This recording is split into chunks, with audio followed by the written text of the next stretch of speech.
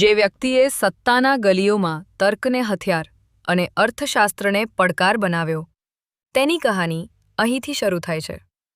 સુબ્રમણ્યમ સ્વામી. Fact 1. 15 September 1929ના રોજ તમિલનાડુના મદુરાઈમાં જન્મેલા સ્વામીનું બાળપણ વિદ્વતા અને શિસ્તના વાતાવરણમાં પસાર થયું, જેના કારણે શરૂઆતથી જ તેમની વિચારધારા અલગ રહી. ફેક્ટ 2. પ્રાથમિક શિક્ષણ ચેન્નાઈમાં લીધું, ત્યારબાદ હાર્વર્ડ યુનિવર્સિટીમાંથી અર્થશાસ્ત્રમાં પીએચડી કરી, જ્યાં તેમની તેજસ્વીતા તેમને વૈશ્વિક શૈક્ષણિક જગતમાં ઓળખ અપાવી. ફેક્ટ 3.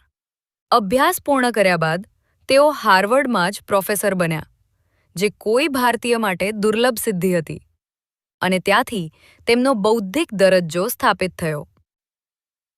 ફેક્ટ 4. ભારત પરત ફરીને તેમણે રાજકારણ પસંદ કર્યું, જનતા પાર્ટી તરફથી સંસદ સુધી પહોંચ્યા અને વાણિજ્ય તથા કાયદા જેવા વિષયો પર નિર્ભય અભિપ્રાય માટે જાણીતા બન્યા. ફેક્ટ 5.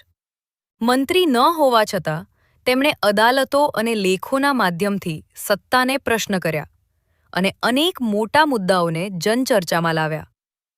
ભારતીય અર્થવ્યવસ્થા, રાષ્ટ્રવાદ અને સાંસ્કૃતિક પ્રશ્નો પર તેઓ કોઈ સમજૂતી વિના બોલતા રહ્યા.